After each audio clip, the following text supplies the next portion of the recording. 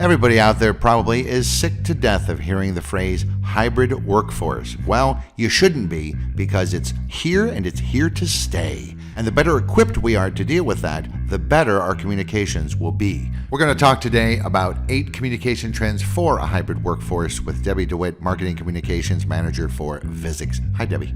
Hi, Derek. How are you? Excellent. I'd like to thank Debbie for joining me today and all of you for listening. Don't forget that you can subscribe to this podcast.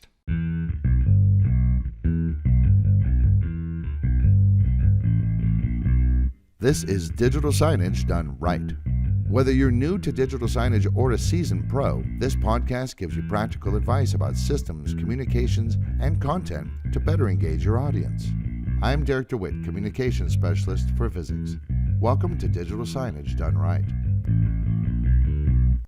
All right, so hybrid workplace, when we say that, we're talking about sometimes people work in the office physically, sometimes they work remotely, whether that's from home or from Starbucks or whatever, right?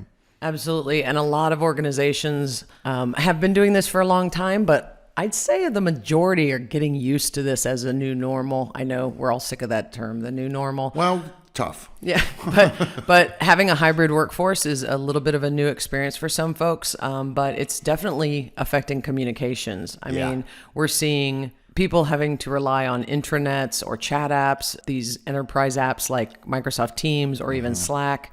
They're using a lot more video conferencing, and especially when it comes to company culture, trying to do team building via the web. Right. And video conferences. Well, it's like, a lot of the advice that you'll come across today as you're searching stuff about hybrid workforce engagement and things like that is that maybe if you are having a conference call, one of the ways to help that virtual team building aspect is to do it as a video call and not just audio. Oh, that's absolute. Like, everybody needs to have their cameras on. We all respond better when we can see faces, and we feel more like we're in the room together. Right. If we can Even see though each other. We're obviously not. I mean, I've got my cat on my lap and my kids are screaming, Right. But, well, hopefully you've got some etiquette built in and that doesn't happen. But shut up. Yeah, I mean, engagement has always been something that companies have been working on or should have been working on. It's just the tools that have changed. It's just some of the methods. So the goal is the same. Some of the other things we've seen is because everybody's more widespread, you need more feedback from your employees. You need more participation. You need to build community. And so another thing is focusing on values and well-being and motivation. These are all things that we've been doing before, but the way we're doing them and maybe the messaging we're using has had to change a little bit for the hybrid workforce. And I think it can't hurt to, first off, kind of find out what people are interested in, but also just to try some things and see how the audience responds. I'm thinking specifically of the Visix intranet, and you started doing these question times once a week. And much to your surprise, at the end of the year, you asked people, hey, what are some of the things you like and don't like the way we've been using the intranet during this COVID lockdown phase? And the question time was one of the most popular things. And one of the reasons for that was not just that it was questions and people could think about it and stuff, but that people could answer because you'd activated comments, almost like a social media feed. And so people felt like they got to know their fellow employees through their comments. Yeah, actually, it was lovely as the person putting out the survey and doing this, to have someone say, I literally get up on Wednesdays for the question time.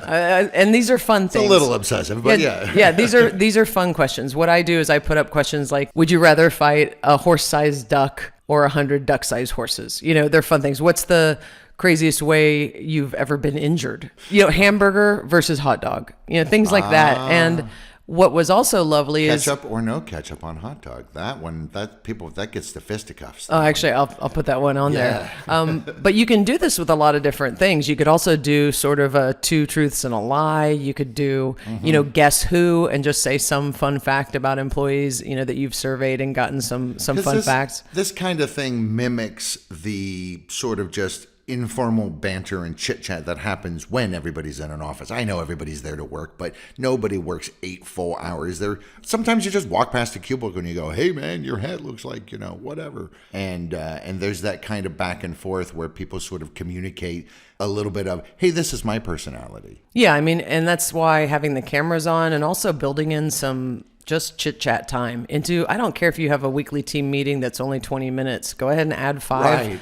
for everybody to say, what'd you do this weekend? I was just going to say another lovely comment that I got about that question time was, and this is the goal. Someone actually said, I feel like I know longtime employees that I've known for years. I know them better now just by reading their responses to this. So that's either an indication of, wow, that's a great idea, or how starved that particular individual is for human contact. Well, no, it was because those employees have always been remote. And so they were saying these remote employees, I'm starting to know more about them, because there are a lot of employees in your company that they might have a team meeting, but they don't have a lot of contact with people who aren't on their team. Right. Or so if you've got a sales force, like they only come in once or twice a year to the main office. Right. So this is a way, whether or not everyone is working from home or just a few people, it wraps them in, and it also makes those remote people feel more included in the culture of the company. So let's talk about these 8 trends for a hybrid workforce. Number 1 is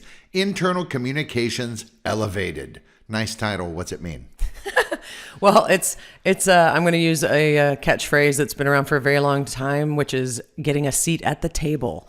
It's been a struggle for communications managers or people who might even be HR managers who have to manage internal communications to be in the room when big decisions are made or when strategy is being done. And that has changed because everybody realized by going hybrid, we really need to focus on internal communications. And so those internal comms pros are now a part of that conversation. They've got that seat at the table. Yeah, that's right. This, just even 5 years ago, sometimes I think communications professionals, it's kind of like the C-suite didn't believe that was a real thing. They were like, well, we have to have them, I guess, but they were kind of like shunted off to the basement office like Fox Mulder or the FBI.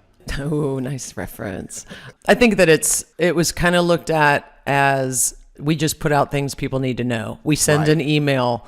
We do a monthly internal newsletter. Engagement is you're getting a paycheck. I don't think it was that harsh by any means, but the science behind it, people have degrees in communications. This is a discipline, just like marketing. It's interesting to me that the C-suite has always felt they need a marketing manager who is plugged in and trying new things and seeing what works and what doesn't and looking at trends and looking at demographics. And that's what your communications people are doing as well. But for some reason, there just hadn't been as much of a focus on it. And even if there was, they were sort of still not in the room when business strategy was discussed. And so your employees make your business work, period. That's it. Yeah. That is, to me, I'm not even a communications professional. I do communications, but I also do marketing. But for someone who's dedicated to this, it's outstanding that it wasn't always looked at as the most important thing. Keeping your employees happy and feeling included and motivated is the only way you succeed.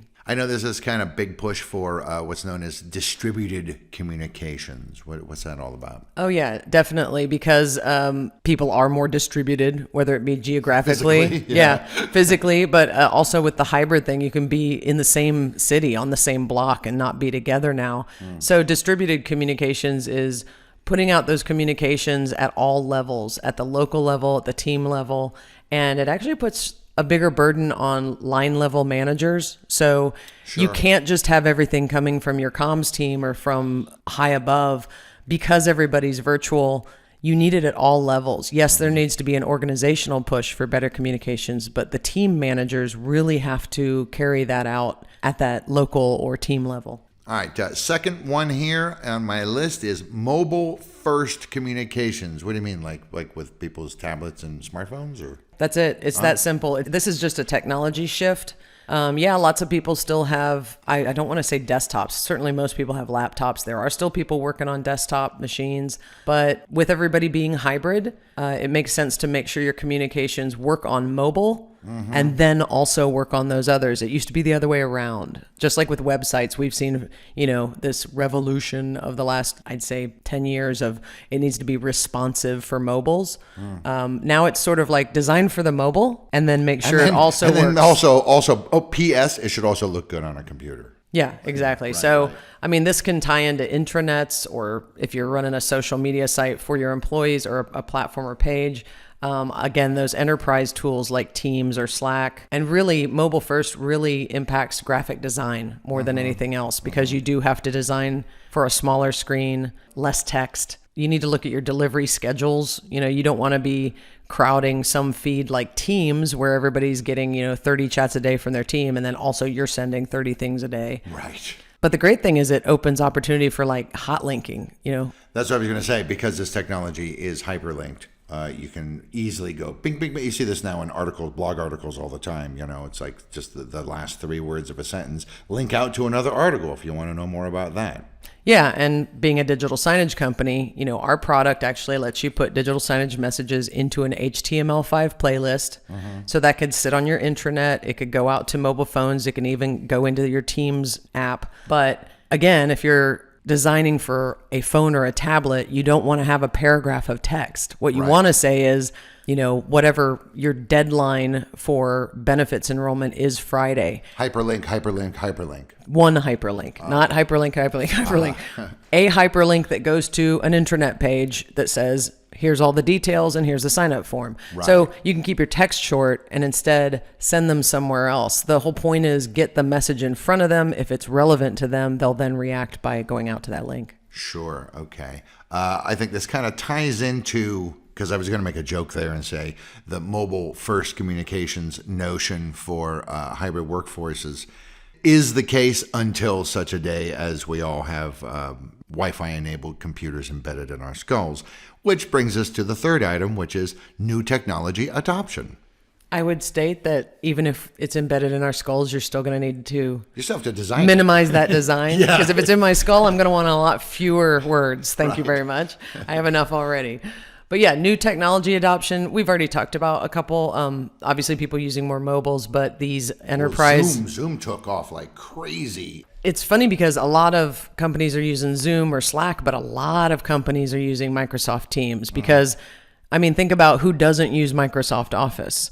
And Teams actually ties into all of that. So a lot of people have adopted those things, but one of the trends I hope to see is that you start training people on how to use these things because we've all been on the WebEx meeting or the Zoom or even the Teams video conference where someone's trying to share their screen and they don't know how, and they just keep putting up a picture of the wrong screen.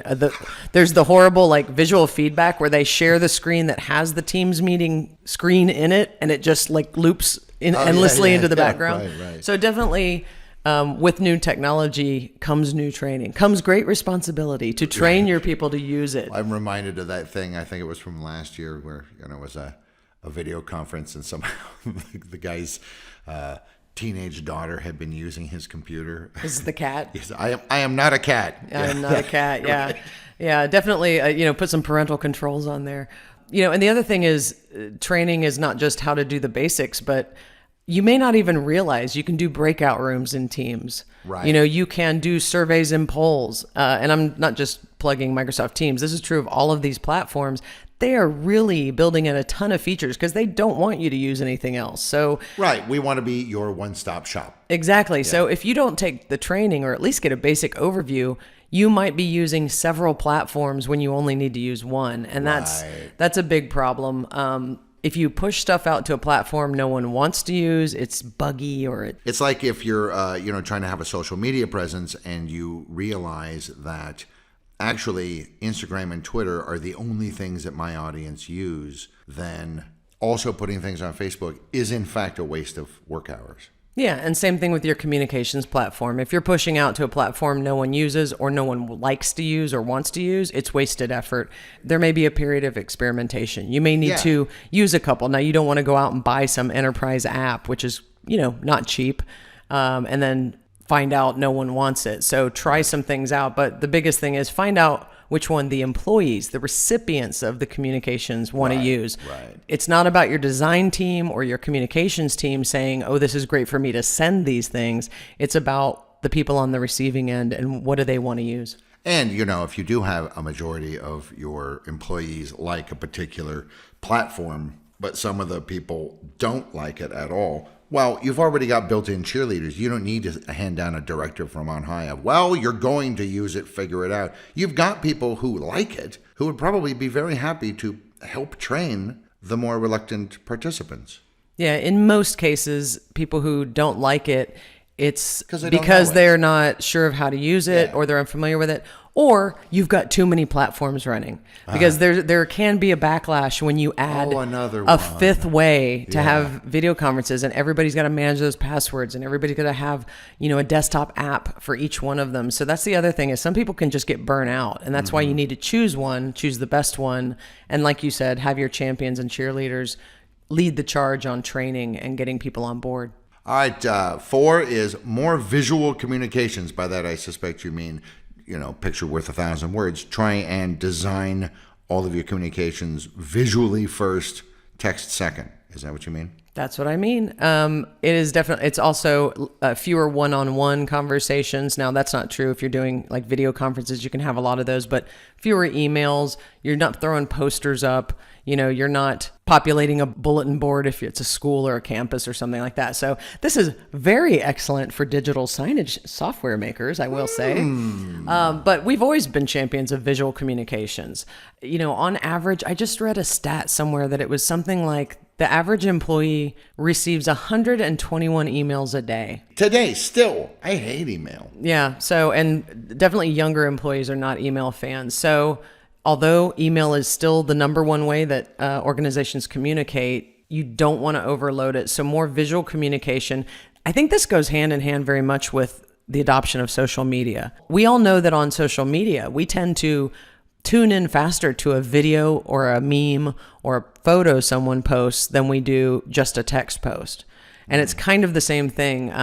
This can be digital signs. It can be online channels like your intranet. Even that, if you have an intranet homepage and your posts are just text, it's less engaging. So you need to be more visual. I think that's why, like Facebook, not terribly long ago, for people who just want to do a short post, they have these little backgrounds you can choose now, just to give a little extra, visual pizzazz to your, does anybody know where I can buy hot dogs, or whatever your question is. Yeah, it makes it a visual communication versus just text. So we're seeing more and more of that. A lot of that is driven by the technologies we're using, and video is a huge part because, YouTube's the second most popular search engine in the world. It's in the number 2 slot now. Who knows what will happen? Yeah. Because Google gave text results. YouTube is visual. And it's funny, you'll see even Google on the search engine results you get now, there's more and more imagery. They're putting in the little snippets and the carousels full of images and things like that, because again, they know visuals engage people. I'd say data visualization is super important for a hybrid workforce. And I think with modern technology, like I know the Visix Signage Suite software, it's actually pretty easy. Yeah, definitely. Why wouldn't you do it? It's so easy and it's so effective. It's no different than every month you had an Excel spreadsheet with a bunch of stats, and when you needed to show your manager progress, you didn't give him the stats, you gave him a pie chart. Right. Because it's an instant.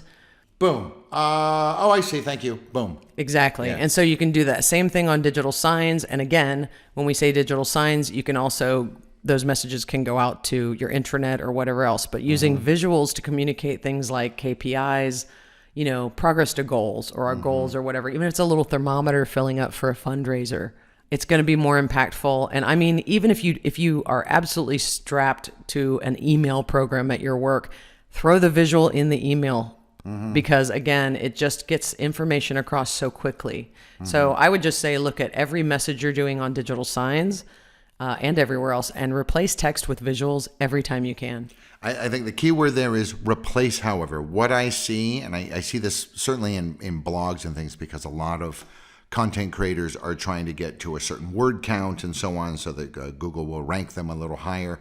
So very often what you'll see now is someone has put in, let's say, a pie chart or a bar chart, but then they will then use words to describe so they're just duplicating the information. I would say in the modern age, especially as we're saying mobile first, don't do that. If you're going to do the visual, then just do the visual. If I can't figure it out, it's a bad visual. I don't need you to then write 2 paragraphs explaining to me what the visual means. Either I got it and that's redundant, or I didn't get it and you need to redesign your visual.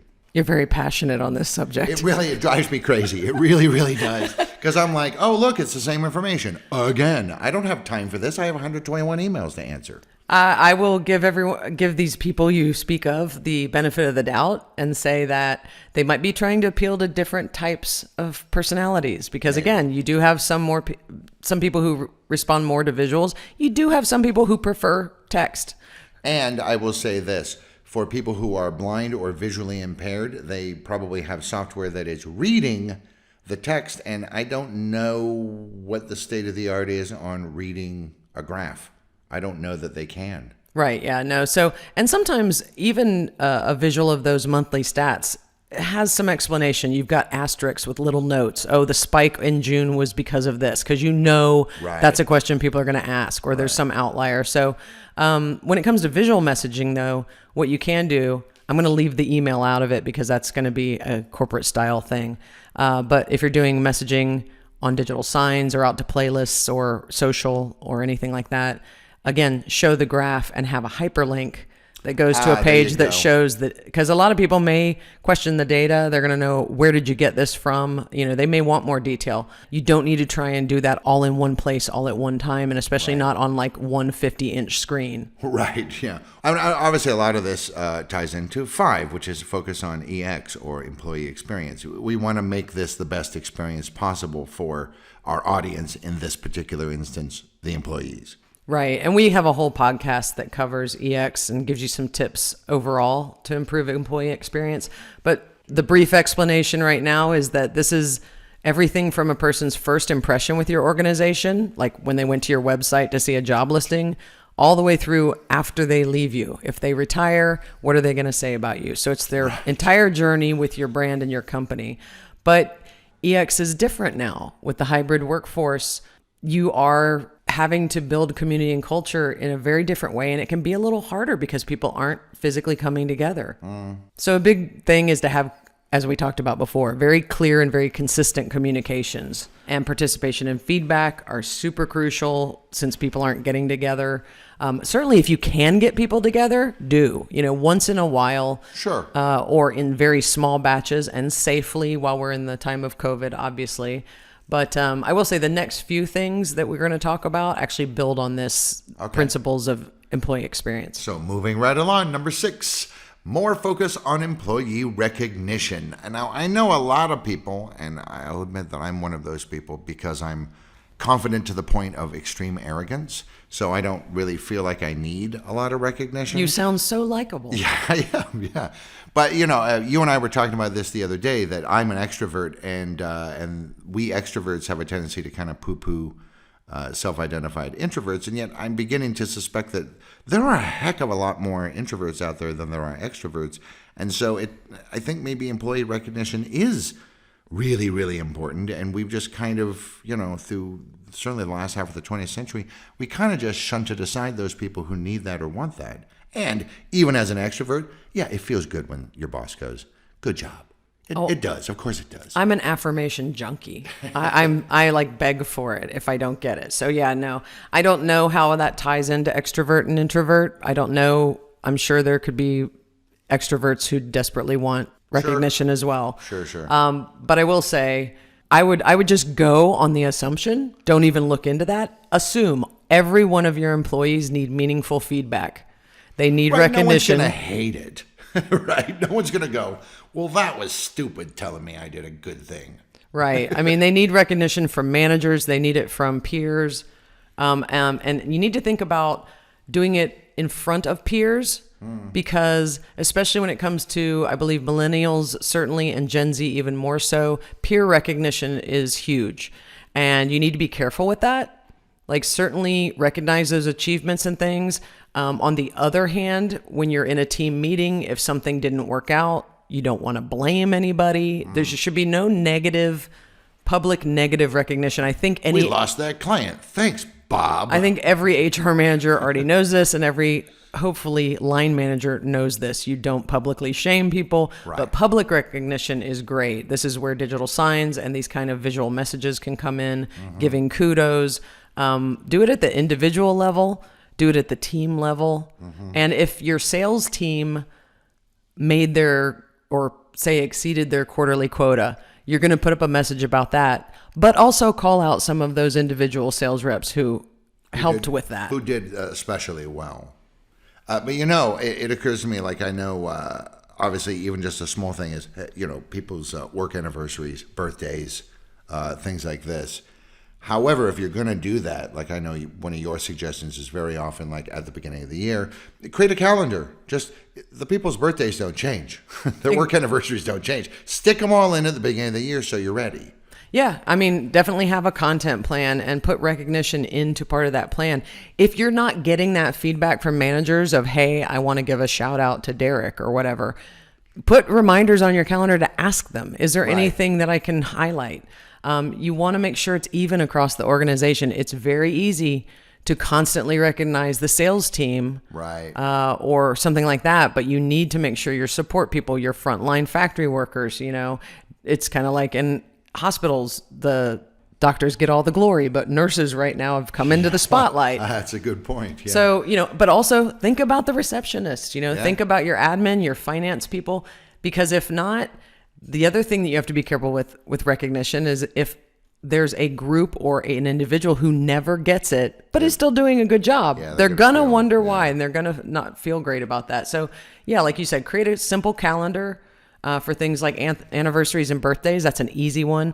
But also, like, put a reminder on your calendar for, like, quarterly reporting. Mm-hmm. Every time your managers are all doing their status reports, is there something we can call out that's positive and someone we can thank for that? Right. Number 7 is a phrase that has been used a lot in Visix content over the years: democratized communications, which sounds so good. It is good. It's letting more people participate. Peer-to-peer communications are even more important now that we have a hybrid workforce. People want the employee experience and how they communicate to mirror what they do in daily life. Now, it can't always be social media, but you can create those kinds of experiences like we talked about. A very basic thing that we didn't have before we went to more remote workers was a like button on intranet posts. We always had comments, but we didn't have a like button. And sometimes people don't have something to say, but they want to acknowledge it. It's like kind of a Kilroy was here. I was here. Yeah, exactly. I saw this. I like it. Good job. But I don't want to just be the 13th person to comment. Good job. Good job.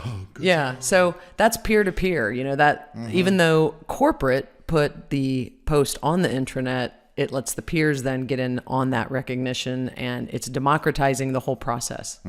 So I would suggest, if you can anywhere build in commenting, definitely emojis. Everybody loves emojis. Except me. I hate them. And if you can, let people upload images, because a lot of people like to use GIFs and things like that. I do like GIFs. Yeah. Message boards and chat obviously keep people more engaged. It's a lot more engaging than email to be able to send a quick question and not wonder when you're going to get a reply. You can see instantly someone's seen it.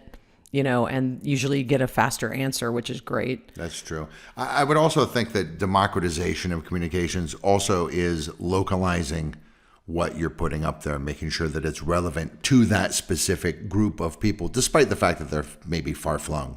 Absolutely. Yeah, definitely you want to talk to the audience. Tailored. Yeah, tailor it to that audience where they are. And that can be even down to the team level. We say this all the time. You don't need to show every message to everyone. That actually brings up a great thing that I was reading about the other day, which is one of the other trends. It's not on this list, but knowing when to put the pause on communications. Because we're a hybrid workforce and we are using email and intranets and chats and enterprise apps and social. And then you, on top of that, have your own life, which is email and websites and social and My YouTube. Mother Right. So you need to also don't just throw out communications, because there can be a panic that sets in of, we're not all together. We need to communicate something every day so everybody knows we're all here. We all know we still exist. And what you don't want to do is overwhelm people. So democratizing is allowing more people to have a voice. It means amplifying communications and democratizing them, not necessarily just creating more. Don't just allow this avalanche of messaging to happen, because that can actually really overwhelm and sometimes alienate your audience. I'd also say, just like, if you live in a democracy, I think you should vote. But I understand people whose stance is, my vote is to not vote. To not participate is also a choice. You shouldn't make it required that people participate. That's kind of part of giving people a choice.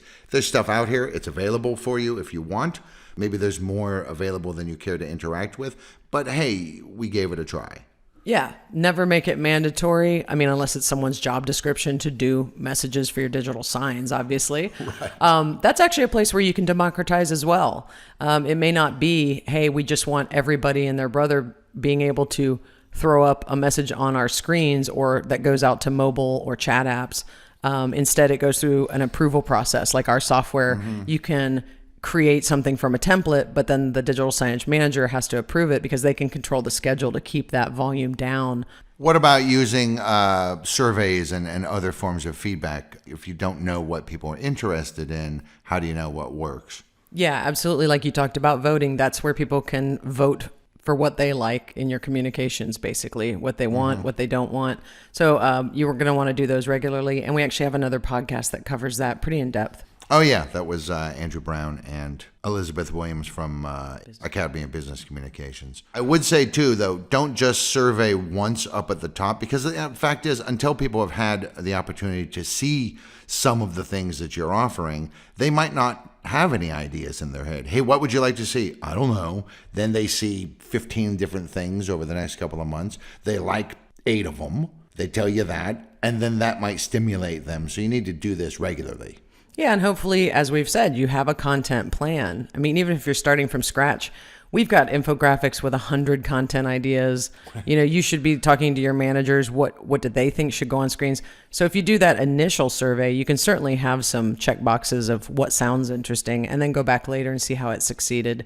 And you're going to want to do these regularly. Don't do it like once a year. Right. Don't make it a 400 question survey. Do short little polls and surveys throughout so that, you know, everybody feels like they're participating more often. Or at least they have the option to participate. Yes. And the last one is wellbeing and DEI, which is diversity, equity, and inclusion, are now taking center stage. Certainly the diversity thing has become more important in the last few years. You know, as in all things, we've rebranded it as DEI. But this is very important, and we all know the last year with the hybrid workforce getting larger and people coming together less often and sometimes taking on more work, there's a real mental health impact. When COVID is gone and we're all back to normal, we're still going to have a hybrid workforce. They're still not going to see each other and have that camaraderie as often. And so well-being is a big thing. And actually just employee health obviously leads to healthier, happier employees, which is more productive and better results for your clients and for your business. So really, in terms of communications, you want to focus on giving people more information. Again, watch overload, but information gives people a sense of security and control and safety, which reduces their stress. You know, it's pretty easy. If you leave people just dangling out there on their own at home with a laptop and they never hear anything, they're not sure where they fit into the process, that can be very stressful. Sure. The human mind does not like question marks. There's a question mark, we kind of require an answer. You know, I even just think of something as simple as like, wow, is my boss mad at me? Even if your boss isn't having a conversation with you, as you walk around the office, you could see your boss's body language. You could see if they avoid you, if they don't smile at you, and so on. But if you're not in the same physical space, there's no way to make those judgments. That's true. Yeah. So messaging that keeps people informed and educated and updated will keep them engaged, and that promotes well-being. And you can also just do very overt things with well-being messages, you know, giving tips and resources. If you have time-saving tools, if you have multitasking training available, if you have stress relief tips for sitting at a desk all day, little exercises and stretches you can do, actual health messaging can really promote the idea and hopefully the core value that your company or your organization cares about your employees' health and their well-being and their stress levels. And their work-life balance. I think that's becoming, it's certainly important from the employee perspective, and it needs to be now important from the organization's perspective as well. Yeah, and it is. That's what these are trends. These 8 trends come from surveys and studies and multiple articles you can go look up, but this is a big one.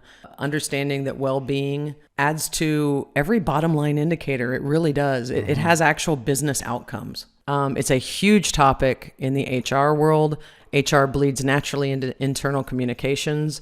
And modern employees expect transparency from their company. They expect a culture of respect and inclusion. We know that internal communications should have always addressed these, but if you haven't been, you need to now. You need to build these into your calendar. Talk about your values. Talk about that you value diversity. Even give some motivational quotes that talk about, equality and inclusion. Make sure those recognition messages you're doing or surveys or anything, make sure, like I said, they're inclusive. Everybody gets a chance. Everybody gets a voice. And I think that DEI is just going to grow as an internal communications and HR topic over the next few years. And I think it's also a little bit of, midline managers and above educating themselves a little bit about the demographics and makeup of their workforce. Especially a remote workforce. I mean, now people are being hired as part of that remote workforce that have never been in the office. They've been working for the company for 6 months. They've literally never been in the same room as anyone else in that company. And yet it's still incumbent upon you to learn something about them and find out not just do they like cheese or they don't like cheese, but, something about their background and what they prioritize and what they think is important. Because while you want to do inclusion messages, you don't want to do it in a way that is ham-fisted or culturally insensitive or just wrong. Yeah, that goes back to what we always say, which is know your audience. Hopefully you're doing all of those things, and you made a very good point. This just can't be a bunch of surveys from corporate HR that then get fed to communicators. This needs to be at the managerial level and team leader level, and it has to be an ecosystem, not just a push. It can't just be we suck in this information at the top and then we push out stuff that looks like that. Your line level managers are doing this on the front lines. They have to reinforce what you're saying and then feed that feedback they get back up to you so that it becomes more of an ecosystem.